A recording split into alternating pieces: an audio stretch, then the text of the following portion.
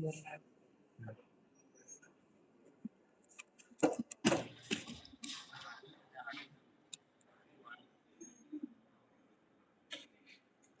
afternoon, everyone. I'm Shruti. I'm a research scholar from the Department of Psychology.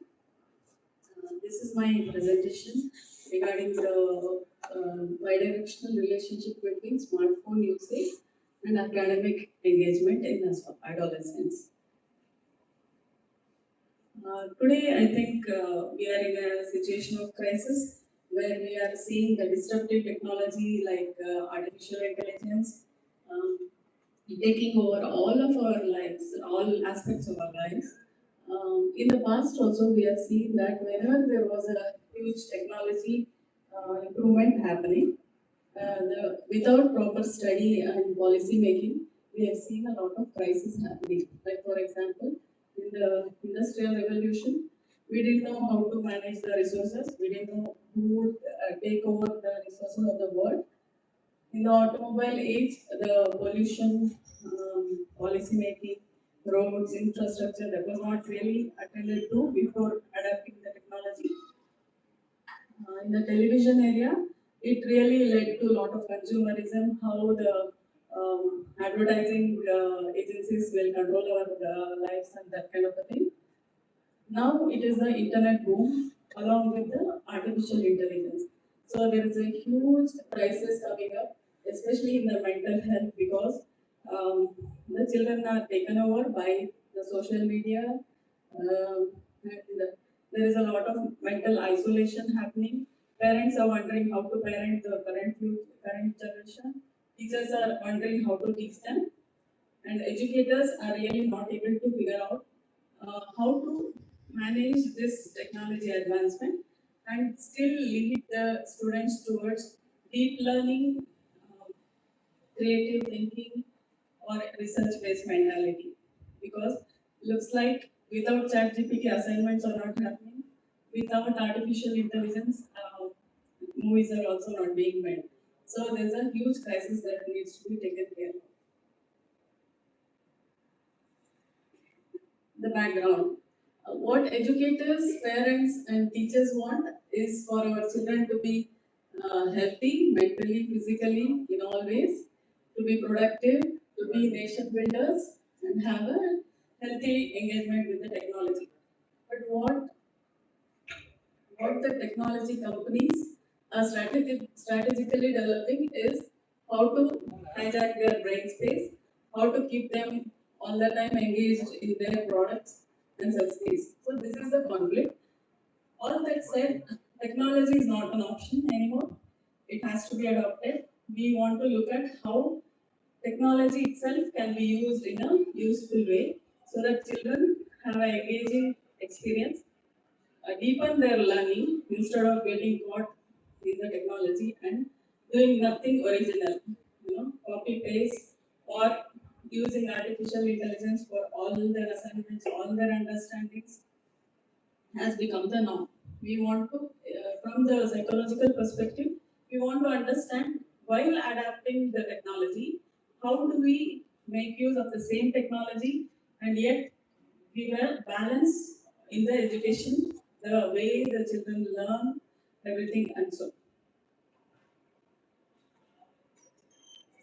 Aim of the research is to understand how smartphones really affect the academic engagement of a student. Academic engagement is not academic performance per se. It is also uh, how the student perceives their investment in an education, how much enthusiastic they are to learn, how much they are ready to invest their time and energy into learning. Performance is marks. It can be dependent on many factors like how the teaching went, what are the resources available to them, etc. So, yeah. So, and the aim is also to investigate the smartphone use affects how it affects the motivation, attention, and engagement. And what are the psychological mediators and moderators that can be used to make the advancement of technology more effective?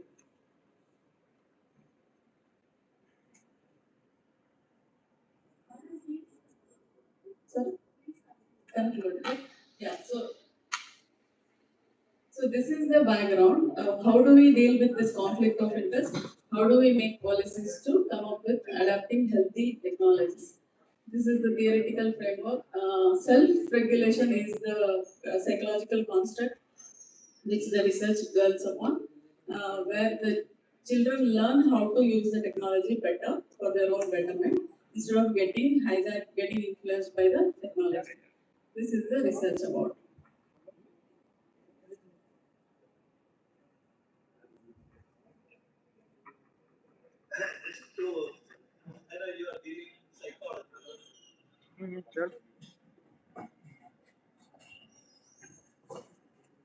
It's not a question, but I just wanted, I'm not an expert like you. Isn't adaptation there in every living organism by default? So, why do you have to worry about adaptation of human beings with something new? That is one question. But you won't have to answer me. Second one is, um, why only adolescents are taking up? It's safe for everybody.